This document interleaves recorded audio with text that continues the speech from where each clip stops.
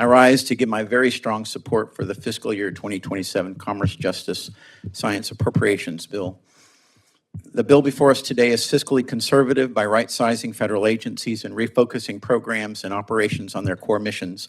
Additionally, this bill invests in the fight against deadly fentanyl, provides robust funding for state and local law enforcement, and protects Americans' constitutional rights. I'm particularly proud of the work that Chairman Rogers and I have done to include provisions that secure our God-given Second Amendment rights. The Declaration of Independence, the birth certificate of our nation, proclaims that all men are endowed with certain unalienable rights. Among them are life, liberty, and the pursuit of happiness, and that government exists to secure those rights, and the Second Amendment is the practical guardian of those God-given rights, ensuring that free citizens retain the ultimate means to defend their lives, their families, and their liberty. When the Department of Justice defends unconstitutional gun regulations and the ATF is weaponized against law-abiding Americans, the government has betrayed its founding purpose. House Republicans understand that restoring the Second Amendment is not merely a policy matter, it is a fulfillment of this nation's oldest and most sacred promise to its people. In that spirit, this bill rightfully repeals every Biden-era ATF rule that infringed on lawful gun owners, including the ATF's pistol brace rule, the privately made firearms regulations, and the universal background check requirement. Furthermore, this bill includes my amendment offered last year to eliminate the registration requirement for suppressors and short-barreled firearms under the draconian National Firearms Act. Congressional Republicans and President Trump delivered the biggest Second Amendment victory in over 90 years by eliminating the NFA transfer and manufacturing taxes for short-barreled firearms and suppressors in the One Big Beautiful Bill.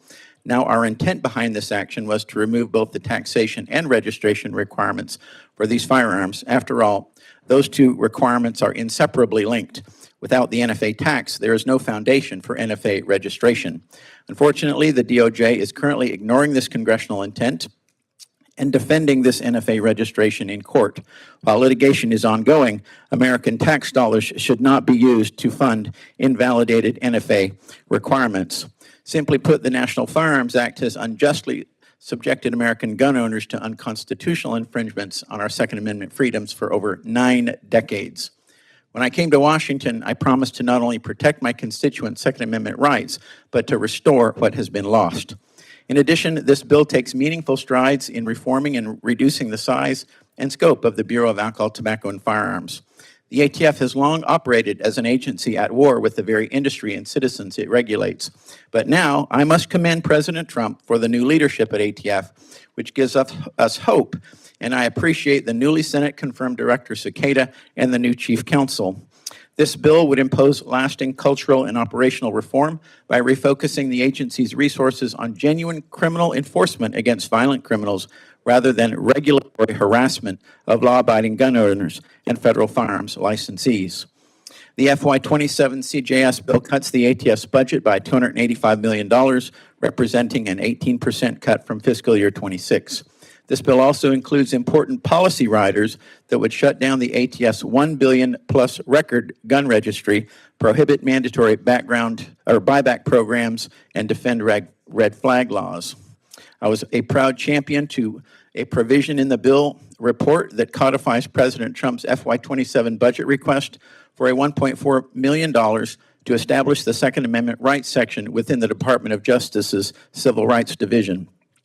This new section will be dedicated to protecting Americans' constitutional right to keep and bear arms by monitoring state and local laws, regulations, policies, and practices for unlawful infringements and pursuing enforcement actions where necessary. While the Biden Department of Justice wanted to charge service-disabled veterans with felonies for attaching a stabilizing brace to their firearm, the Trump DOJ is already delivering meaningful Second Amendment victories through its new Second Amendment rights section. Gun owners across the country are already reaping the benefits. The Civil Rights Division at DOJ has sued multiple blue state and local jurisdictions for unconstitutional gun laws. I look forward to ensuring this office has the resources and the authority it needs to continue defending the Second Amendment rights of all Americans. I thank Chairman Rogers, I thank Chairman Cole for these important Second Amendment protections that this bill advances, and I urge all of my colleagues to support this bill, and I yield back 12 seconds. I thank the gentleman. I hope others follow your example.